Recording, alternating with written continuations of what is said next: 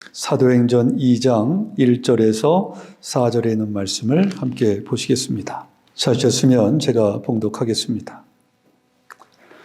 오순절 날이 이미 이름에 그들이 다 같이 한 곳에 모였더니 호련히 하늘로부터 급하고 강한 바람 같은 소리가 있어 그들이 앉은 온 집에 가득하며 마치 불의 혀처럼 갈라지는 것들이 그들에게 보여 각 사람 위에 하나씩 임하여 있더니 그들이 다 성령의 충만함을 받고 성령이 말하게 하심을 따라 다른 언어들로 말하기를 시작하니라.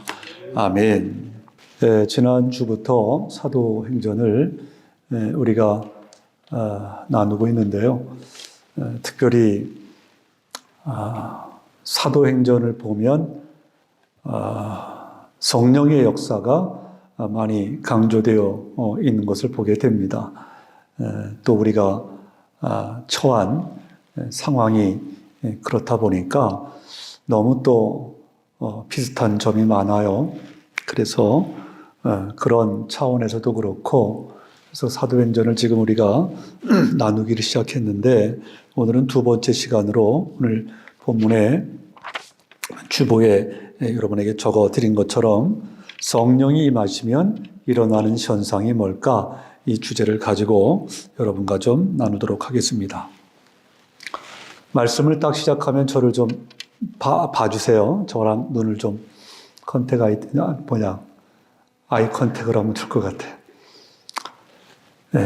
사람들은 살아갈 때 이 연약함의 한계가 있기 때문에 어떤 힘을 의지하려고 합니다.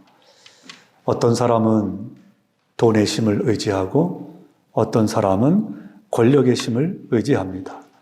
또 어떤 사람은 또 자신을 또 누구보다도 내세우면서 의지하면서 살아가죠. 그런데 우리가 다 아는 바이지만 그런 것들이 한순간은 어떻게 좀 의지할 만한 것이 될지는 몰라도 그게 영원하지가 않아요. 결코 우리가 의지할 만한 힘이 되지를 못하죠. 지금은 고인이 되었지만 여러분 그 권투 선수 무하마드 알리를 아십니까? 이 무하마드 알리가 대단한 사람이에요. 그가 전성기 때 곧잘 했던 말이 뭐였냐면 이런 말이었어요. 내가 최고로 힘이 세다. 세상에서 제일 강한 사람은 나다. 이 말을 곧잘 하곤 했어요. 그런데 이 무하마드 알리가 노년에 들어서 파킨스병이 걸려요. 그래가지고 그 성화 봉송할 때도 이렇게 떨면서 우리가 하는 거 봤잖아요. 근데 그 노년에 그 파킨스병을 아는 가운데 세상을 떠나기 얼마 전에 마지막으로 인터뷰를 한 내용이 있어요. 그 인터뷰 때 무슨 말을 했냐면 아주 의미 있는 말을 했어요. 그가 이 세상에서 내가 최고로 힘이 세다. 내가 이 세상에서 제일 강한 남자다라고 말했던 그가 말년에 뭐라고 말을 했냐면 마지막 인터뷰예요. 이렇게 말했어요. 사람보다도 하나님이 더 강하시다는 것을 입증하기 위해 내가 이 파킨스병에 들었습니다. 무하마드 알리가 마지막에 한 말이. 여러분, 사람들이 의지하는 힘은 굉장히 유한적입니다. 말씀드렸듯이 굉장히 한계가 있지요. 아무리 강한 힘이라고 해도 세월이 흐르면 무용지물이 되는 것이 사실입니다. 자, 그런데 냉정하게 봐서 그렇다면 그러면 정말 우리가 의지할 만한 힘이 없을까라고 할 때 오늘 본문이 그에 대한 분명한 답을 제시해 줍니다. 오늘 본문이 우리에게 무엇을 말하냐 하면 너희가 정말 의지할 만한 힘이 있는데 그 힘이 뭐냐 하면 성령의 힘이라고 말을 하는 거예요. 여러분, 이 성령의 힘은 힘 중에 힘입니다. 이 힘은 급변하는 세상을 이기고요. 이 성령의 힘은 모든 문제를 해결하고도 남음이 있습니다. 자, 우리가 이 세상에서 꺾이지 않고 거꾸러지지 않고 살아가려면 세상 사람들이 의지하는 그런 힘이 아니라 이 성령의 힘을 의지할 때 그와 같은 은혜를 누리며 살아갈 수가 있는 거죠.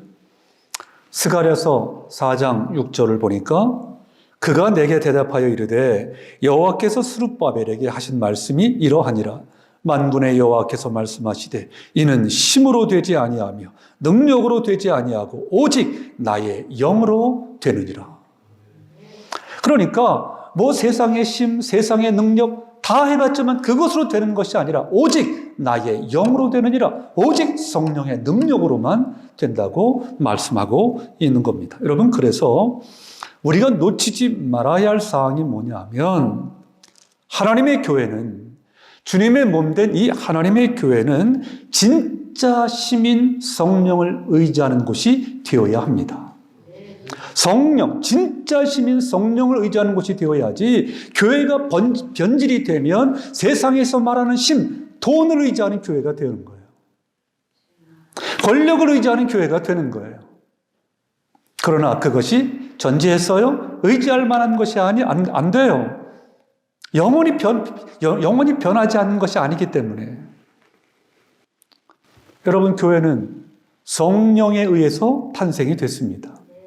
교회는 성령의 기름 부음을 통해서 출발을 했습니다. 그러므로 여러분, 교회와 성도들은 반드시 그게 진리인데, 그래서 교회와 성도들은 반드시 성령의 능력을 힘입어야 할 줄로 믿습니다. 왜냐? 성령만이 진짜 힘이기 때문에.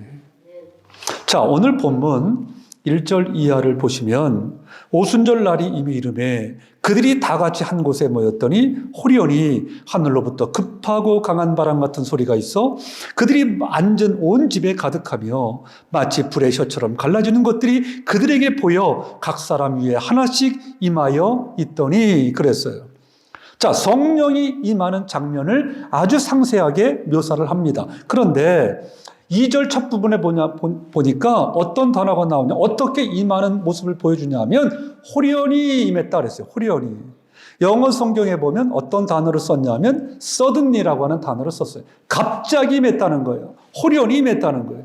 여러분, 여기서 우리가 아주 중요한 인사이트를 얻어야 돼요. 뭐냐면 성령이 임하는 것은, 성령의 능력이 우리 안에 임하는 것은 어떤 계획을 짜서 임하는 게 아니에요.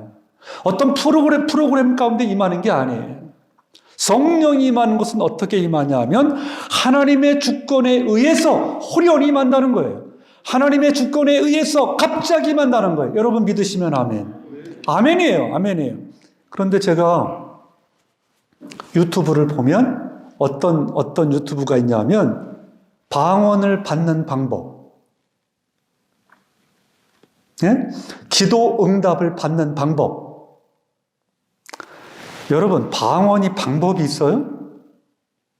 기도 응답을 받는데 방법이 있어요?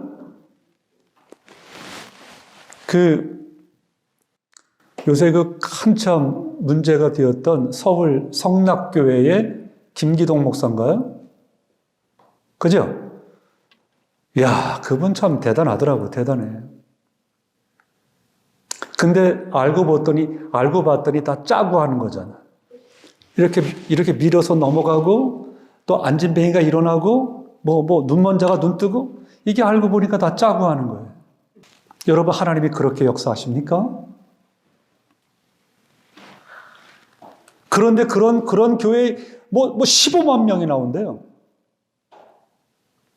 왜? 보이는 현상이 그러니까. 여러분, 우리가 정말로 하나님을 인격적으로 만나지 못하면 뭐에 현혹되기 쉽냐 하면 보이는 것에 현혹되기 쉬워요. 그래서 자꾸 이렇게 넘어뜨리는 거야. 자꾸 이렇게 쇼를 하는 거예요. 그러나 분명히 말해 성령의 능력은 호련히 임해요. 호련히. 누구의 주권 아래? 하나님의 주권 아래. 아멘. 하나님의 주권 아래 호련히 갑자기 임한다는 거예요. 여러분, 그래서 우리의 태도가 어때야 되냐면 하나님의 성령을 의지하는 백성들은 기도하고 준비하면서 성령께서 임재하실 것을 대망하는 모습이 있어야 한다는 거예요. 내 멋대로 되는 것이 아니라 호련히 하나님의 주권 아래 임하는 것이 성령이기 때문에. 그래서 기도로 준비하면서 사모하는 마음이 있어야 된다는 거예요. 그럴 때 하나님께서 때가 되면 성령의 능력으로 임재하실 줄로 믿습니다. 여러분, 이게 성령의 역사예요. 여러분, 그래서 심의 원천은 이 땅에 있는 것이 아니라 어디에 있는 거예요? 하늘에 있는 거예요. 자, 그런데 이제 본론으로. 그런데 이제 성령이 임했잖아요. 성령이 임하게 되면 나타나는 현상이 있어요. 나타나는 현상 세 가지입니다. 성령이 임하게 되면 나타나는 현상이 있는데 세 가지. 첫째는 뭐냐 하면 성령이 임하게 되면 능력이 나타나요. 여러분, 성령이 임하면 뭐가 나타나요? 능력이 나타납니다. 여러분, 그러면 그 능력이 가장 두드러진 능력이 뭘까요? 성령이 임하게 되면 능력이 나타나는데 그 가장 두드러진 능력은 뭐냐 하면 사람을 변화시킨다는 거예요. 사람을 변화시켜, 사람을. 미국의 대표적인 복음주의 목회자요, 설교가인 참 제가 좋아하는 A.W. 토저라고 하는 목사님이 이런 말을 했어요.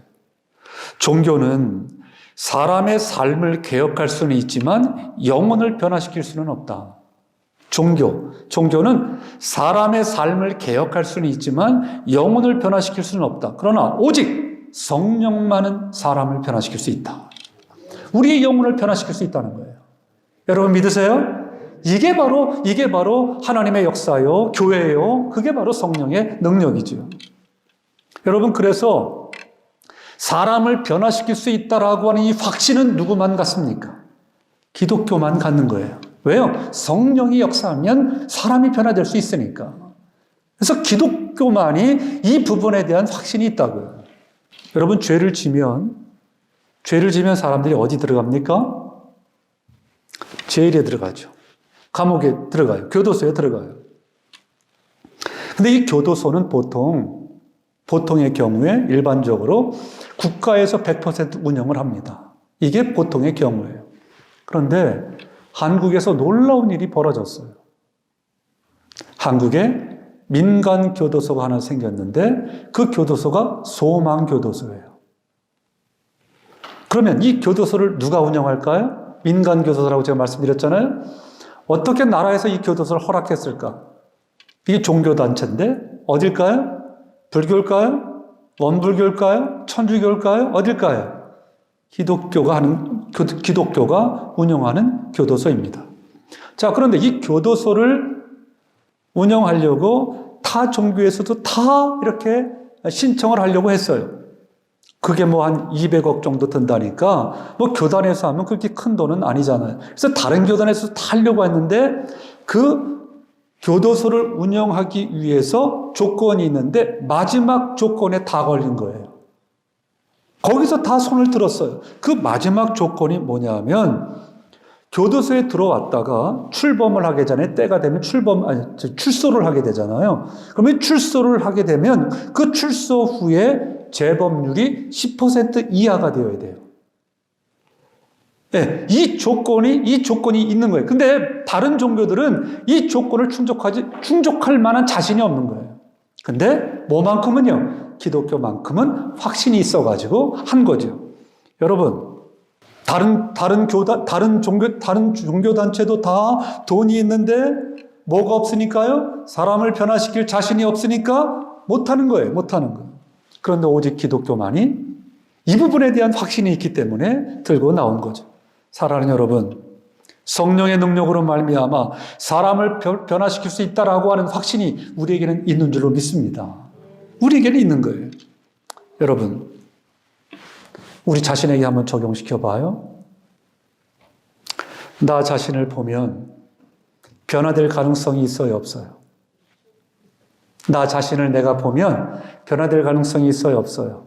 없어요. 나 자신을 내가 보면 변화될 가능성이 없어요. 야, 정말 사람 안 바뀌어요, 잘.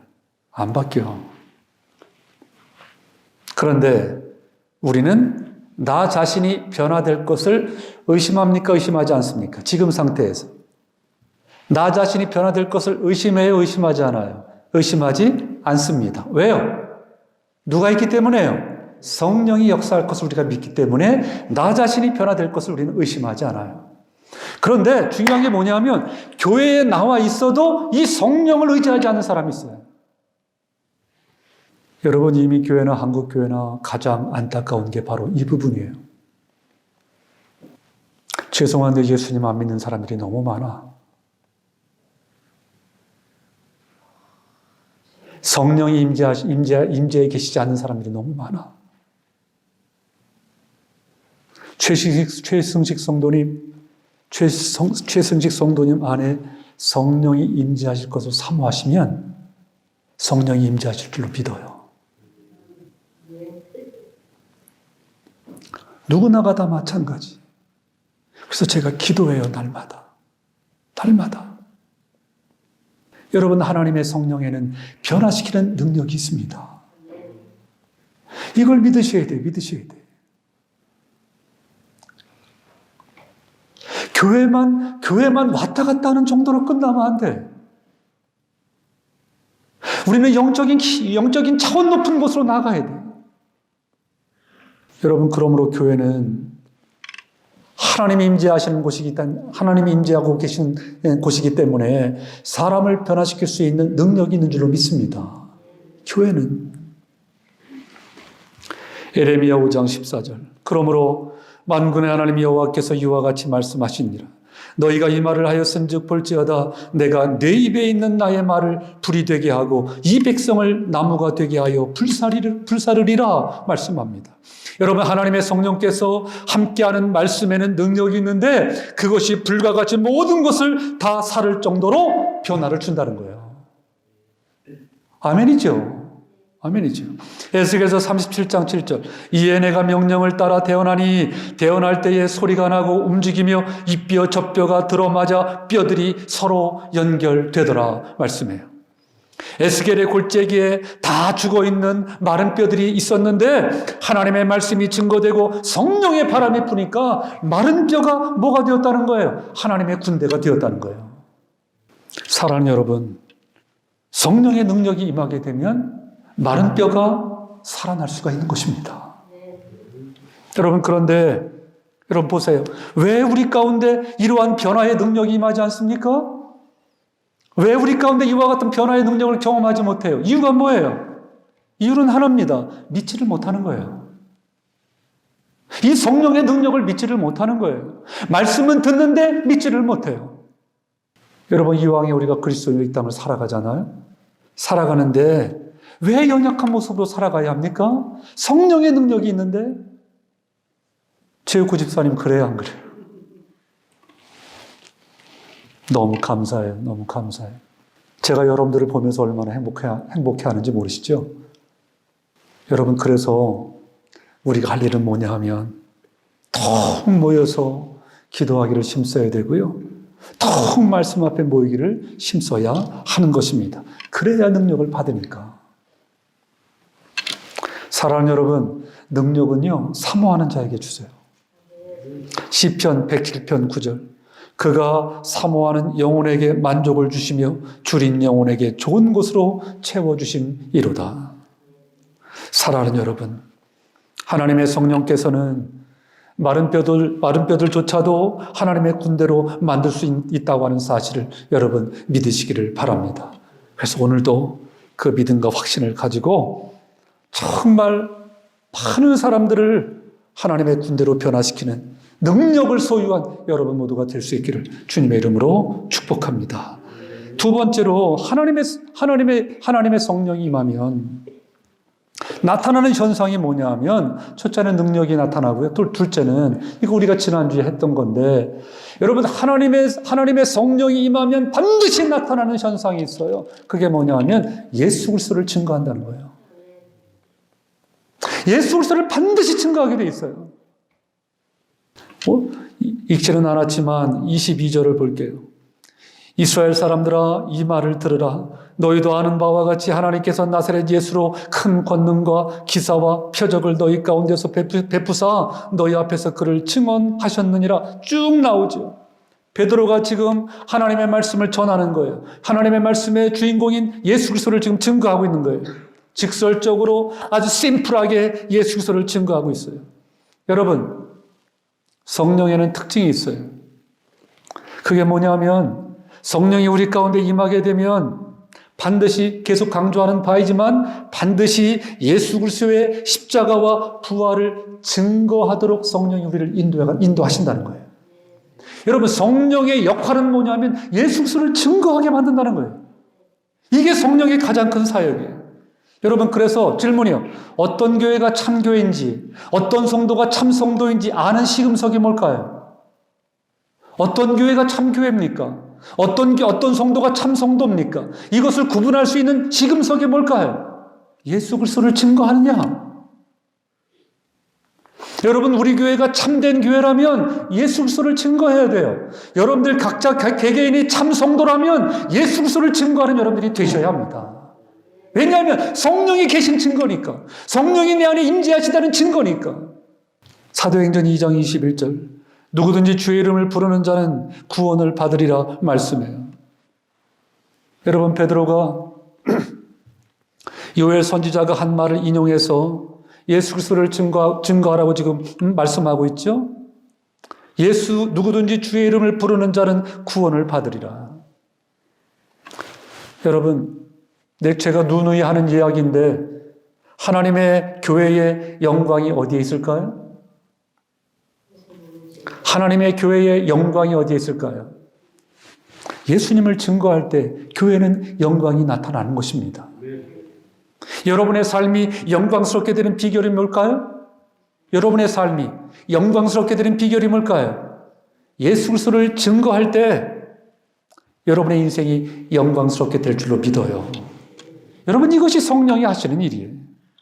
사도행전 1장 8절 우리가 다 아는 말씀이죠. 한번 외울까요? 시작. 오직 성령이 너에게 임하시면 너희가 권능을 받고 예루살렘과 온 유대와 사마리아와 땅끝까지 이르러 내 증인이 되리라. 아멘. 여러분, 순서가 어떻게 됩니까? 성령이 너에게 임하시면 그 다음에 뭘 받아요? 권능을 받고 능력을 받고 그 다음에 뭐예요? 땅끝까지 이르러 내 증인이 될 것이다. 이게 순서입니다. 순서. 여러분, 실제로 사도행전 2장부터 이런 일이 일어났어요? 안 일어났어요? 일어났어요. 성령이 임했어요. 성령을 사모하는 사람들이 제자들과 120문 성도가 성령을 사모하면서 기도했더니 성령이 임했어요. 성령이 임했을 때 어떻게 했습니까? 어떻게 됐습니까? 이 제자들에게 뭐가 나타났어요? 능력이 나타났어요. 능력이 그들에게 임했다고. 성령이 임하니까 그들에게 능력이 임했어요. 그리고 난 다음에 어떻게 했어요? 이 제자들이 어떻게 했어요? 밖에 나가면 예수 그리스도를 증거하면 사자밥이 돼요. 밖에 나가서 예수 그리스도를 증거하면 십자가에 달려 죽어요. 수많은 고난이 앞에 놓여 있다고요. 그런데 성령이 임하고 능력이 임하게 되니까 제자들이, 초대교회 성도들이 한 일이 뭐냐면 밖으로 나가 예수 그리스도를 증거했어요. 그 능력 가지고 집 사고 땅 산 것이 아니라 성령이 임함으로 말미암아 능력을 소유하게 되었는데 그 능력 가지고 한 일이 뭐냐? 밖에 나가서 죽음도 두려워하지 아니하고 밖에 나가서 예수 그리스도를 증거했다는 거예요. 여러분, 이 능력은, 이 진리는 지금도 다르지 않을 줄로 믿습니다. 교회에 성령의 능력이 임하면 능력이 임하게 되고 그 다음에 능력이 임하면 뭐 해야 돼? 반드시 예수 그리스도의 십자가와 부활을 증거하는 교회가 된다는 거예요. 저는 우리 교회가 그런 교회가 될 줄로 믿어요. 마지막 세 번째, 성령이 임하면 나타나는 현상이 뭐냐? 첫째는 능력이 임하고요. 둘째는 뭐예요? 예수 그리스도를 증거해요. 세 번째는, 잘 들으세요. 성령이 임하면 말씀이 증거될 때 죄에 대한 찔림이 있다는 거예요. 죄에 대한 회개와 뉘우침이 있다는 거예요. 이게 특징이에요. 여러분, 성령을 소유한 자가 말씀을 듣잖아요. 근데 그 말씀을 들을 때 자기에게 걸리는 부분이 있잖아요. 근데 그것을 그 순간에 성령이 임한 자는 어떤 모습으로 반응하냐 하면 회개하고 자복하면서 나간다는 거예요. 찔림을 받으면 반항하고 뭐 이렇게 하는 것이 아니라 나를 찔리는 그 부분 앞에서 통회하고 자복하고 눈물을 쏟으면서 회개하면서 나간다는 거예요. 그리고 회개하고 나서 어떻게 합니까? 그러한 삶을 되풀이하는 것이 아니라 회개하고 난 다음에 순종하는 삶으로 나간다는 거예요. 이것이 바로 성령이 임하게 되면 나타나는 현상이에요. 베드로가 말씀을 증거했더니 듣던 모든 사람의 자세가 어땠냐 보면 37절을 보세요. 그들이 이 말을 듣고 마음이 찔려 베드로와 다른 사도들에게 물어 이르되 형제들아 우리가 어찌할꼬 하거늘. 여러분, 하나님의 말씀이 증거되었을 때 많은 백성들의 가슴에 찔림이 있었다는 거예요. 마음에 찔림이 있었어요. 그런데 이 찔림이 있었을 때 그들이 어떻게 했느냐? 반항하지 않았어요. 예? 막 이러지 않았어요. 마음에 찔림이 있을 때 그들은 회개하면서 나왔다는 거예요. 이게 성령이 임한 자들에게 나타나는 특징이에요. 똑같은 이야기가 사도행전 7장에 나와요. 7장에 보면 스데반 집사가 말씀을 전하죠. 그때 말씀을 듣던 백성들의 자세가 어땠습니까? 7장 54절에 그들이 이 말을 듣고 마음에 찔려 그랬어요. 똑같이 마음에 찔렸어요. 그런데 이들이 어떻게 했냐면 자, 베드로가 말씀을 전했을 때는 그 백성들이 마음의 찔림을 받을 때 회개함으로 나갔는데 스데반 집사가 말씀을 전했을 때 똑같이 그들도 마음에 찔림이 있었어요. 그런데 그 찔림을 받았을 때 이들은 어떻게 했냐면 어떻게 했어요? 그를 향하여 이를 갈건을 그랬어요. 나중에는 어떻게 합니까? 돌멩이 들어 스데반 집사를 돌로 쳐 죽입니다. 그럼 무슨 말이에요? 똑같은 말씀을 듣고 마음이 찔렸는데 나타나는 반응은 두 가지인 거예요. 두 가지. 하나는 뭐예요? 베드로가 증거했던 말씀을 들었던 사람들은 자복하며 회개하며 순종하는 모습으로 나갔어요. 그런데 스데반 집사가 말씀을 증거했던 말씀을 들은 사람들은 똑같이 마음이 찔렸지만 어떻게 했어요? 돌멩이 들어서 스데반 집사를 쳐 죽였어요. 여러분, 여기 다 말씀을 들어요, 우리가. 그러나 성령을 소유한 사람은, 성령이 임재한 사람은 반응이 어떠냐? 말씀을 통하여 마음에 찔림이 있을 때 회개하면서 순종함으로 나간다는 거예요. 그런데 말씀을 듣지만, 말씀을 들어서 마음에 찔림이 있지만 성령을 소유하지 못한 자는 어때요? 돌멩이를 들어서 스데반 집사를 쳐 죽였듯이 말씀을 반역해요. 말씀을 전하는 자를 거역해요. 사랑하는 여러분, 이러한 모습은 어쩌면 우리 모습 가운데서 있는지도 몰라요. 우리도 반응을 두 가지로 나타날 수 있죠. 회개와 순종의 반응이 있을 수 있고, 또 반발하면서 돌멩이를 들어서 반응할 수도 있고. 여러분, 그래서 우리가 하나님 앞에서 해야 될 일이 뭐냐면, 여러분 봐봐요. 우리의 믿음의 성장이 어떻게 옵니까? 우리의 믿음의 성장이 어떻게 옵니까? 말씀을 듣고 찔림이 있을 때 회개하고 내가 변화되어야 합니다. 말씀을 듣고 찔림이 있을 때 그거에 반항하는 것이 아니라 돌멩이를 드는 것이 아니라 말씀을 듣고 찔림이 있을 때 내가 회개하고 내가 변화되어야 한다는 거예요. 그런데 교회는 다니는데 성령을 소유하지 못한 사람들이 많기 때문에 오늘날은 스데반 집사가 말씀을 전할 때 마음에 찔린 사람이 반응을 보이는 그런 사람들이 너무 많죠. 역사적인 예화만 하나 들고 마칠게요. 한국 교회에 부흥운동 그러면 1907년에 있었던 평양 대부흥운동을 듭니다. 그때 있었던 일이에요. 그 평양 대부흥운동에 나타나는 특징이 두 가지예요. 하나는 회개의 역사, 또 하나는 성령의 역사. 한 번은 그 평양교회에 부흥회가 있었는데 우리가 잘 아는 길선주 장로님, 그때는 장로님이죠. 그 길선주 장로님인데 회개를 하는 거예요. 집회가 거의 끝나갈 무렵에 이 장로님이 앞으로 나오더니 이런 고백을 하십니다. 저는 친구가 유언하며 맡긴 돈 200원 중에서 100원을 가로챘습니다. 장로님이 그것도 1,500명이 모인 그 자리에서 공개적으로 자기의 죄를 토해내면서 회개를 하는 거예요. 그런데 놀라운 사실은 이 길선주 장로님의 회개를 들은 성도들이 저마다 자기가 숨겨놓은 죄를 고백하기 시작했어요. 어떤 어머니는 피난을 가다가 자기 아이를 강에 빠뜨리고 자기만 살겠다고 도망한 죄를 고백을 합니다. 어떤 사람은 도둑질한 것을, 어떤 사람은 간음한 것을, 어떤 사람은 미워한 것을, 어떤 사람은 질투한 것을, 온갖 더러운 죄를 그 자리에서 모든 사람들이 이 길성주 장로님의 그 회개를 시작함과 동시에 수많은 사람들이 한꺼번에 그 죄를 토해내기 시작했어요. 근데 너무너무 성령의 역사가 크니까 그 가운데서 어떤 사람들은 그 모습이 너무 두려워서 교회에서 막 뛰쳐나가는 사람도 있었어요. 그런데 뛰쳐나가다가 무슨 강력한 힘에 의해서 이끌려가지고 도로 교회에 돌아와서 뒹굴며 가슴을 치며 회개하고 죄를 토해냈습니다.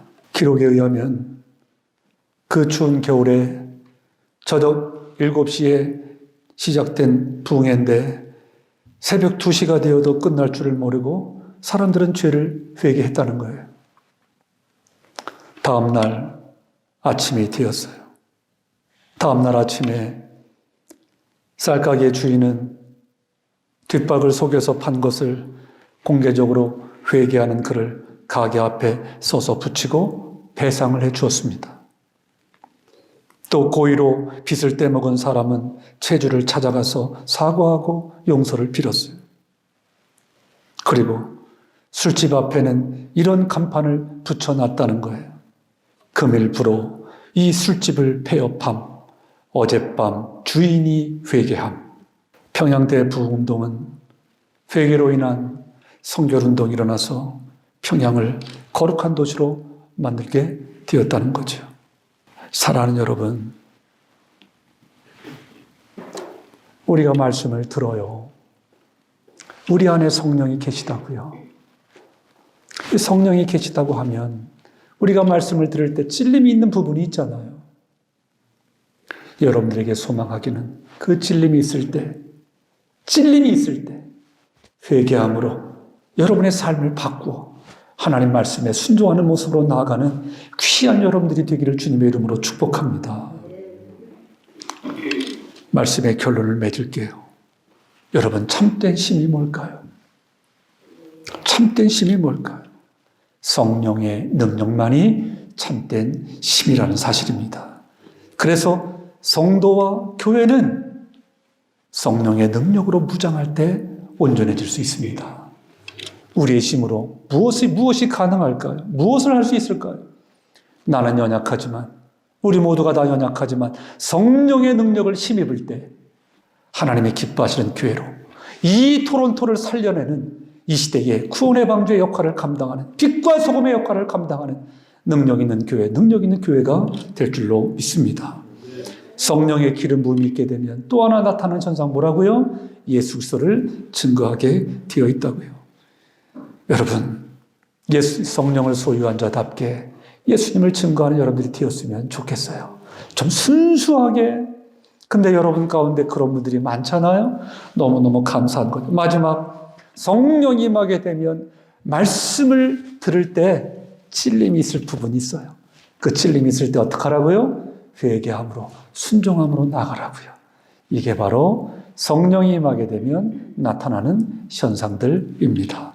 사랑하는 여러분, 이와 같은 은혜를 누리면서 성령과 함께 승리하며 나아가는 우리 모두가 될 수 있기를 주님의 이름으로 축복합니다. 우리 같이 한번 찬양할게요.